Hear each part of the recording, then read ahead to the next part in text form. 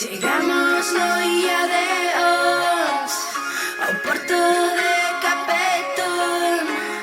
Vagamos toda a noite molada e máis eu, sin parar de beber, sin parar de berrar, cuns borrachos que vivían no bar. Levanta xa o risón, que ven por aí o patrón, co seu andar miudiña. Eu quero voltar, eu quero voltar, eu quero voltar a miña terra galega. Eu quero voltar.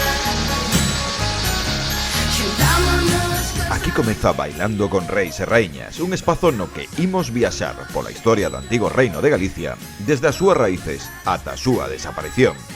13 séculos de viaxe con diferentes paradas ao longo dos 15 capítulos cos que xuntos nos imos mergullar nese momento no que, ás veces, atopamos un castelo.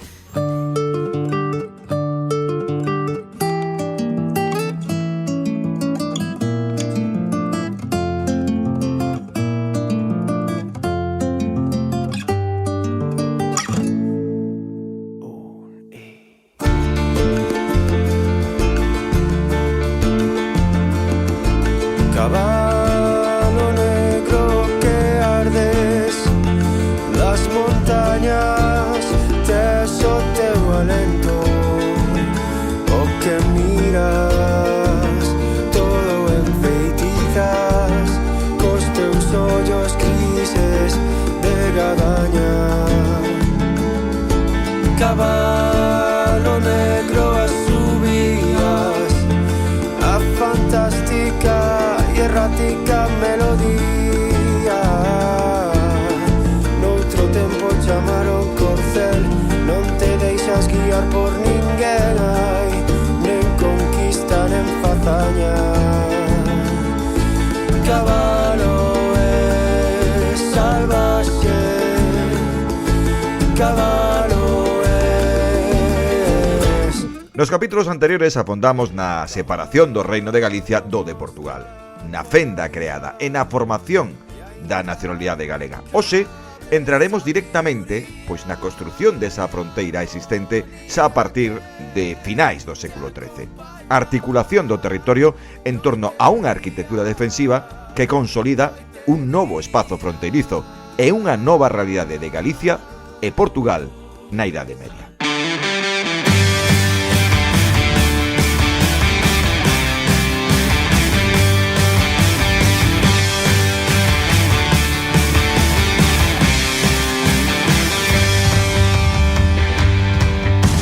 Xuntos para gañar a vida día en día e hoxe e mañán tamén.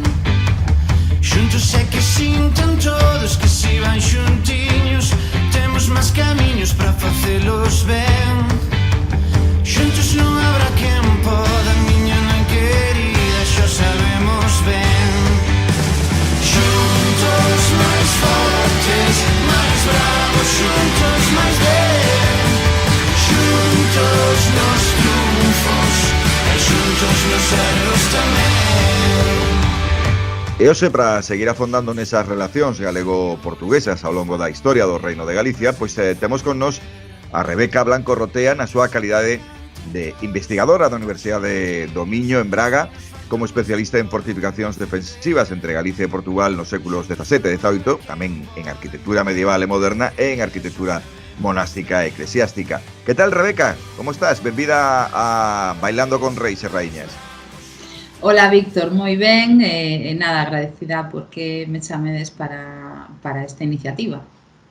Bueno, pois falamos outro día xa un poquiño desa fronteira entre Galicia e Portugal, pero Explícanos un pouco de cando data a fronteira entre, bueno, pois o antigo Reino de Galicia e Portugal.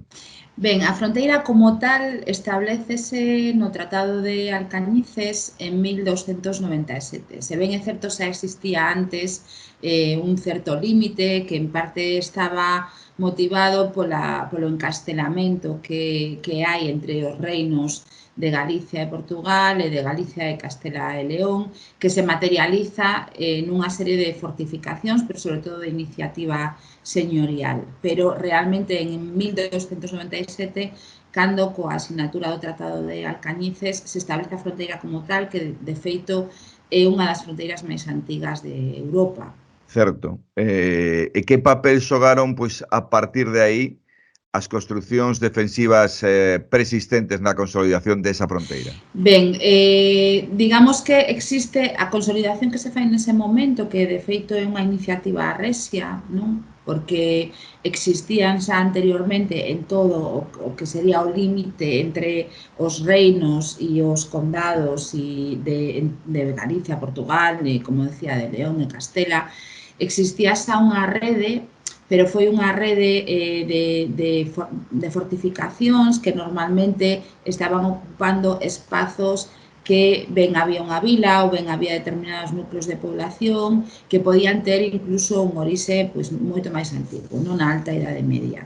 Pero si ben é certo que en torno ao século XI a maior parte dos señores da zona se implantan no territorio utilizando a fortaleza. Non? A fortaleza é un elemento non solamente defensivo, sino tamén un elemento de poder, de ocupación do territorio.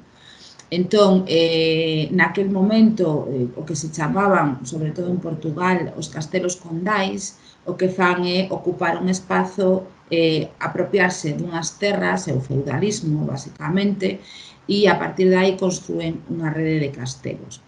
Se ben é certo, esa é unha iniciativa que preocupa aos reis, non? Tanto reis casteláns como galegos como reis portugueses, porque digamos que están usurpando certos territorios que teñen, sobre todo a partir, no caso de Portugal, da proclamación do rei, no século XI, pois digamos que lles preocupa esa ocupación do territorio por parte dos señores. Non? Entón, hai unha iniciativa resia na que ou ben se ocupan estes espazos e pasan a ter un dominio rexio ou ben se, digamos, benefician dunha boa relación con eses señores da zona e se inician pois, unha serie de transformación nesas arquitecturas, dotándoos dunha nova cerca, adaptándoos ao novo modelo defensivo do momento, que xa é un modelo pleno e incluso baixo medieval nalgúnas zonas, ou ben se construen por iniciativa, se construen de nova planta, non? Por iniciativa resia.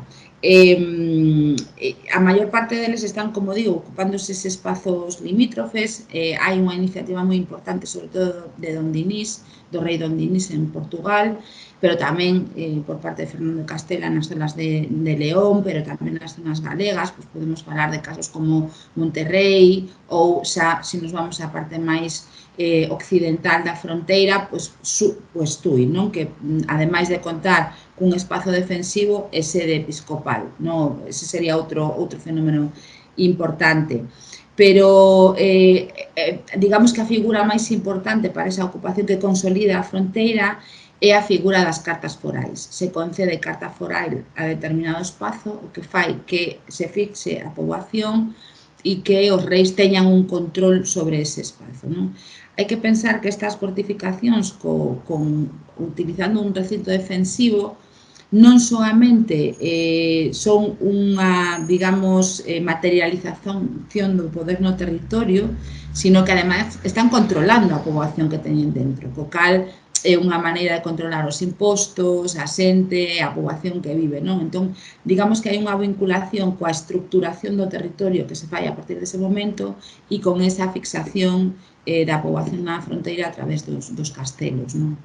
Antes falabas de iniciativa resia, pero quen realiza estas construcións defensivas? Bueno, son por iniciativa resia porque digamos que son eles os que deciden onde se fan os castelos e como. Evidentemente, para a súa elaboración contan con maestros canteiros, mestres de obra, non?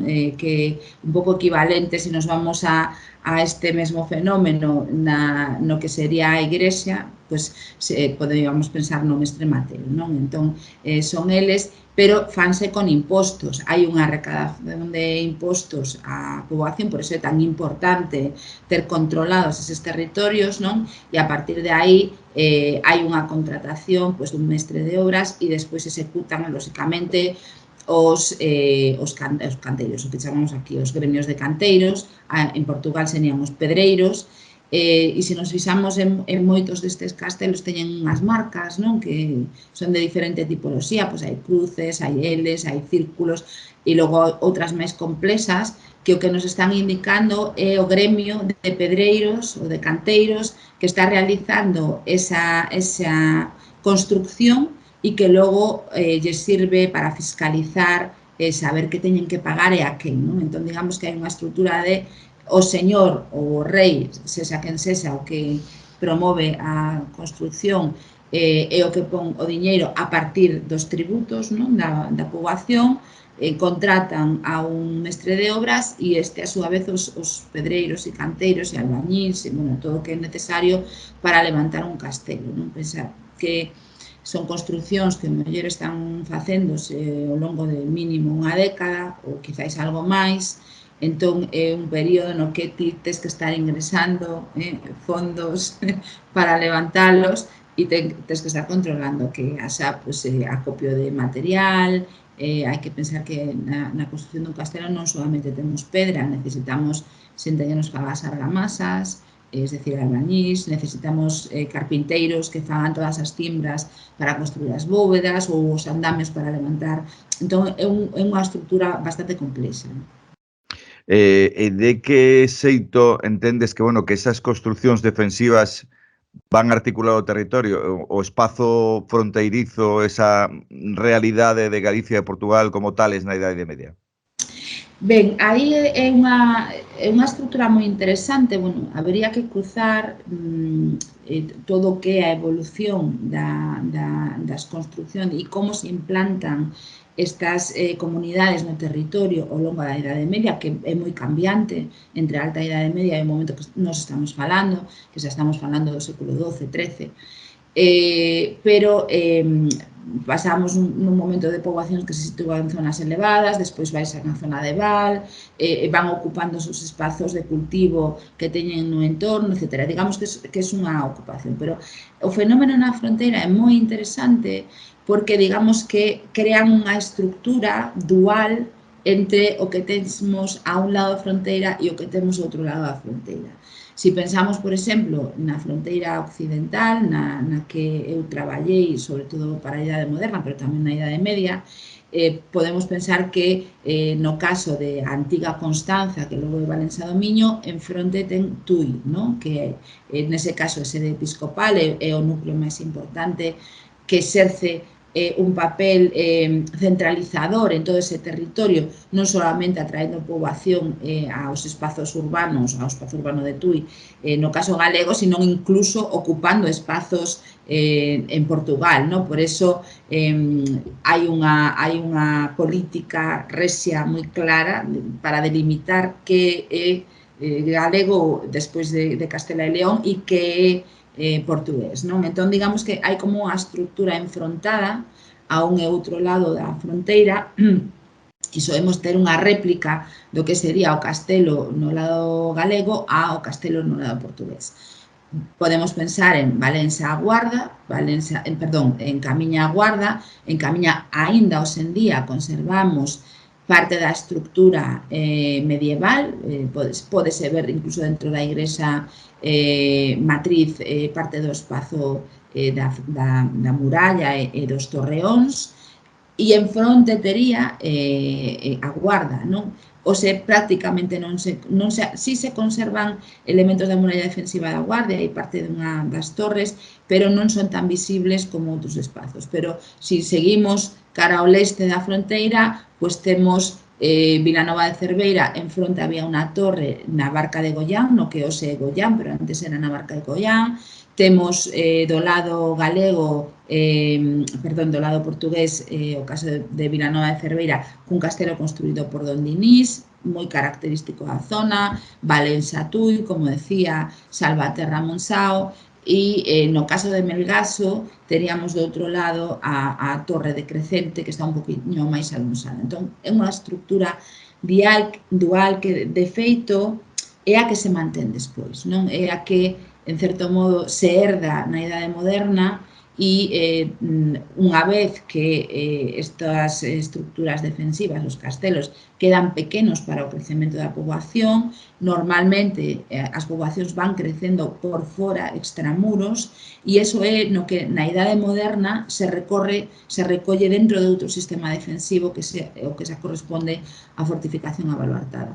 Temos un caso moi interesante, por exemplo, en Santiago, no que temos unha primeira cerca moi asociada evidentemente o fenómeno da inventio, no? Que unha primeira cerca que é de tipo máis eclesiástico, que recolle un espazo máis pequeno, pero a segunda cerca que fai Cresconio no século XI xa recolle eses arrabaldes, non? Que temos no exterior da cidade. Pois un pouco ese fenómeno sería o que pasa aquí na fronteira, pero durante un período máis prolongado de tempo, no? O caso tamén moi interesante o de Monterrey, onde temos no seu espazo interior temos un primeiro recinto que alberga dentro desde a Casa dos Condes de Monterrey, temos a Torre de Homenaxe, temos a igrexa, etc. Pero logo, ao redor diso, vai crecendo todo o que sería a poboación medieval que despois vais ao Fondo de Val, a Verín, etc.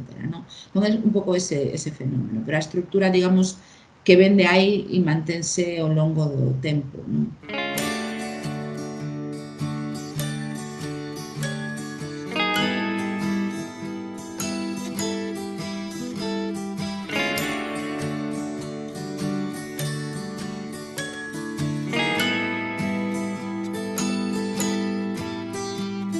Preciso un trago, ben, cando ninguén che fai caso.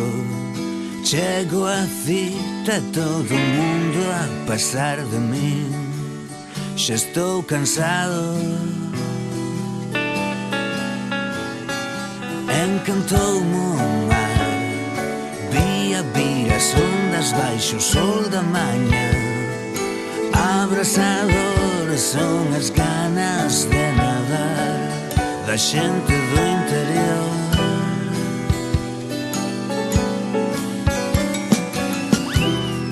Non vou a festas e non teño paz. A guerra de secesión é un drama familiar.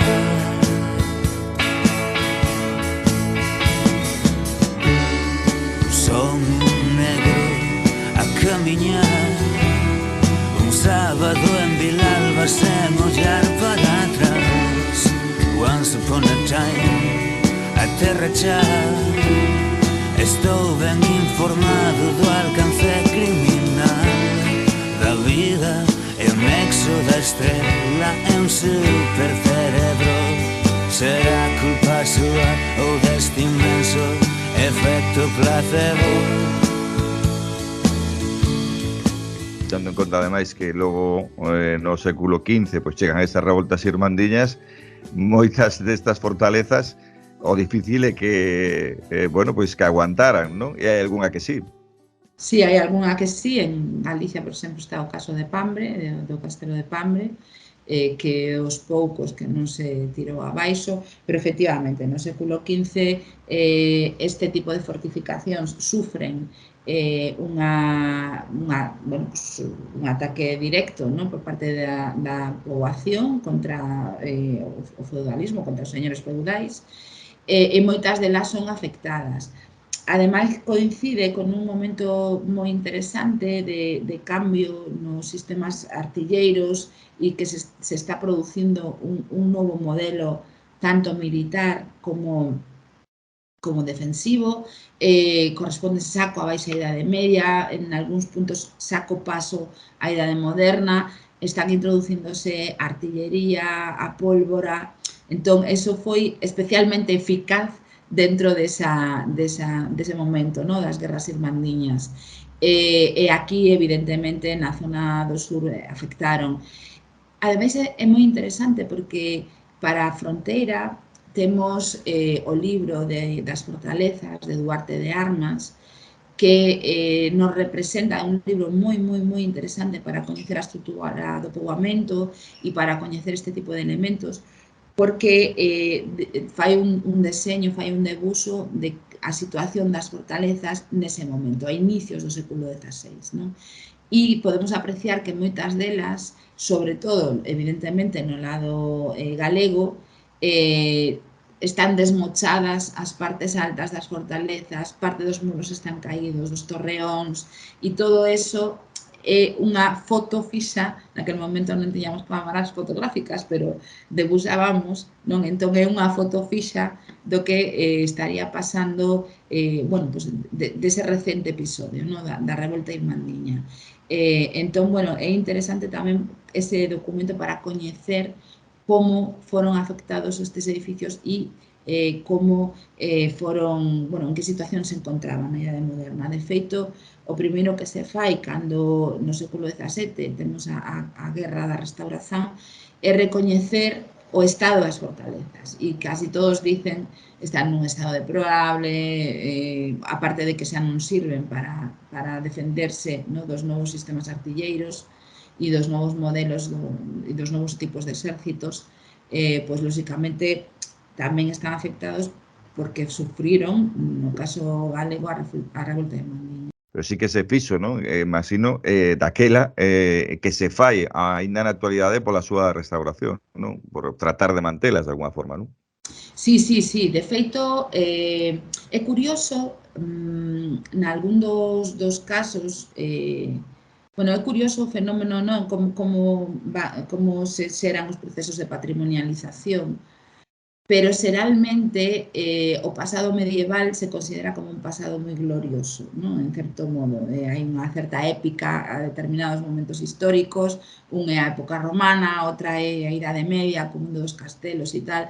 Evidentemente, no que toda a sétima arte ten moito que ver nesa construción, nese imaginario que nos construímos, non? Alrededor do mundo dos castelos.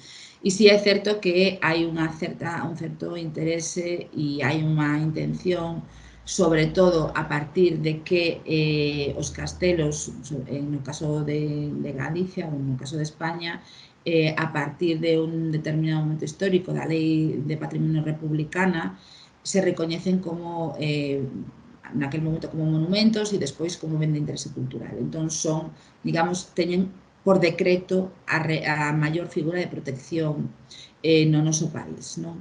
Entón, sí que durante un tempo houve certo esquecemento dese tipo de arquitectura, a arquitectura militar fronte a outras arquitecturas nas que se prestaba máis atención desde o punto de vista do patrimonio, da restauración, como poderían ser as iglesias, pero hai un certo boom a partir dos anos 80, 90, en que sí que se empeza a recuperar o interés por a arquitectura defensiva, tamén moi relacionada coa construción dos nacionalismos, non? Porque, en certo modo, se identifican coa construción dun pasado, non? Dun pasado histórico, glorioso, etc. Incluso falo dos nacionalismos de tipo máis españolista, non? Máis relacionados pues, coa recuperación do territorio, xa nos vamos a unha época da baixa idade media, con toda a actividade por parte dos reis de Castela. Bueno, entonces, relacionado con eso, hai un boom por recuperar ese tipo de arquitecturas. E digo que é curioso porque desde o punto de vista histórico, si pensamos, por exemplo, nun espazo como Vilanova de Cerveira, que está no lado portugués, non está no lado galego. Vilanova de Cerveira ten un castelo medieval, que é o que inicia Don Dinís, cando lle concede carta foral, pero despois ten toda a estrutura defensiva moderna. todas estas arquitecturas, claro, se vieron moi afectadas, sobre todo na zona da fronteira, por un lado, pola construción da liña de ferrocarril, non, que pasa pegada ao río Miño, entón que lles afecta directamente a eses espazos que estaban cara ao río protexendo e controlando o control. Unha cosa que non dixen antes é que a maior parte destes elementos duais, non, dunha fortaleza a un lado da fronteira e do outro lado, están lóxicamente situados nas zonas de paso, non? Elisa Ferreira estudou moi ben en Galicia todo o que son os camiños medievais e onde ela sitúa esas zonas de paso, xeralmente había un paso de barcas que era onde se sitúan estes castelos, non? Entón, nese momento, cando se construe o ferrocarril e cando hai un crecimento moi importante da poboación, un desenvolvemento urbanístico a partir do 19, o que se fai é destruir xeralmente a fortificación moderna, mentras se recupera a fortificación medieval. Na mediados da década de 1950, en Portugal, por parte do salazarismo e, no noso caso, por parte da ditadura franquista, o que se fai é recuperar eses castelos, non? Entón, digamos que naquel momento viviuse unha recuperación deste tipo de arquitecturas, sobre todo con unha reconstrucción integral que hoxe en día non faríamos, evidentemente, e hoxe estamos vivindo outro momento onde evidentemente non hai recursos a tipo patrimonial para recuperar todos estes castelos en Galicia, pero sí que se están traballando nalgúns deles, non? E especialmente nesta zona da fronteira, sobre todo na zona do Baixo Miño e Alto Miño en Portugal, a partir do Plan Director das Fortalezas, que tamén recuperaba as fortalezas medievais, sí que se fixo unha inversión económica con fondos europeos para recuperar estes edificios, non? E, bueno, pues, aí están. E consideras, esa remato con esta, que, bueno, pues que a sociedade é consciente e valora a existencia desa paisaxe fortificada fronteiriza? Sí, eu creo que sí. A ver, nós evidentemente, eu creo que eu son arqueóloga, entonces creo que tanto a arqueoloxía como o que facemos a nivel patrimonial ten que ter unha repercusión evidentemente social e ten que ter unha incorporación das comunidades locais a todo o que nos facemos, non? Entón, no noso caso, en todo o traballo da fronteira, tanto do recoñecemento destes espazos como da súa posta en valor, traballamos moito coas comunidades locais, tanto do lado galego como do lado portugués. Con algunhas de maneira máis intensiva, onde se dan a oportunidade e tamén hai unha vontade política por parte dos concellos ou das cámaras municipais, e noutros casos incluso por iniciativas sociais, non? Que da sociedade civil. Pero sí que temos un traballo importante con eles. Entón, eu, como levo traballando nesa zona desde o ano 2003, sí que percibo un cambio moi importante na propia percepción da poboación con respecto a este tipo de arquitectura, non? E é moi interesante, ademais, velo, claro, traballamos cunha fronteira. As fronteiras son espazos rallanos, donde hai moitos aspectos en común entre as comunidades dun lado e do outro lado, pero non deixamos de estar en dous países distintos, non? Entón, con percepciones distintas incluso en torno a este patrimonio. Sobre todo para as fortificacións modernas, é unha das cousas que comentaba na miña tese, é que fronte a Portugal, onde este tipo de arquitecturas son unha materialización da súa independencia, porque supoñen que a partir de 1680 se recoñeza novamente a independencia de Portugal. No caso do lado galego, era, ou incluso no caso do lado de toda a fronteira española, era unha perda dun territorio. Entón, eso tamén estivo moi relacionado con como evolucionaron patrimonialmente estes espazos, non? E no caso galego, houve unha certa desmemoria arredor de esa memoria patrimonial, non? Entón, digamos que desde o 2003 unha das cousas que fixemos é traballar na reconstrucción desa memoria. E iso é moi importante facelo coas comunidades locais, para que tamén haxa esa, digamos, construcción de identidade a partir do patrimonio que teñen, non? Entón é curioso ver como evolucionou eso, e sí que hai un interese moi en xeral, con respecto á arquitectura militar, sobre todo medieval, insisto, eu normalmente tendo a, si podo ir a visitar estes espazos, aí nada estive no Castelo, hai 2 fines de semana visitando o Castelo de Pambre, pero hai pouco en Castro Caldelas, ou, bueno, intento ir, e sobre todo me interesa ver pues, a cantidad de xente que vai a visitalos, que tipo de visita fai, que información ten, como percibe esa tal. E normalmente son lugares nos que hai un número bastante alto de visitas. Entón, eu creo que sí que hai un interese, non solamente por visitalos, sino tamén por coñecer. Eu di bastantes charlas na zona da fronteira, moitas delas barferencias e por iniciativas locais e veciñais, e soen estar cheas, e a xente interesa, lle pregunta e participa. Pois Rebeca, que foi un placer esta viaxe ao longo dos séculos, non, que acabamos de dar contigo, bueno, pois pola fronteira galego-portuguesa. Bueno, agradecidísimos de que estiveras connosco aquí bailando con reis e raíñas. Agradecida a él. Fisterra vai na proa, Camariñas vai no mare, Santa Uxía de Ribeira, Poboado, Caramiñales. Eu tamén choro, cando non me alumea meu ben. Eses teus ollos,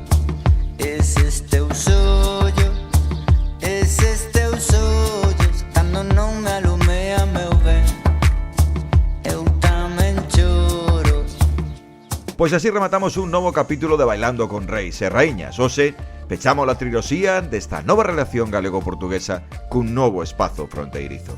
Se queredes máis, xa sabedes, seguide atentos á nosa sintonía.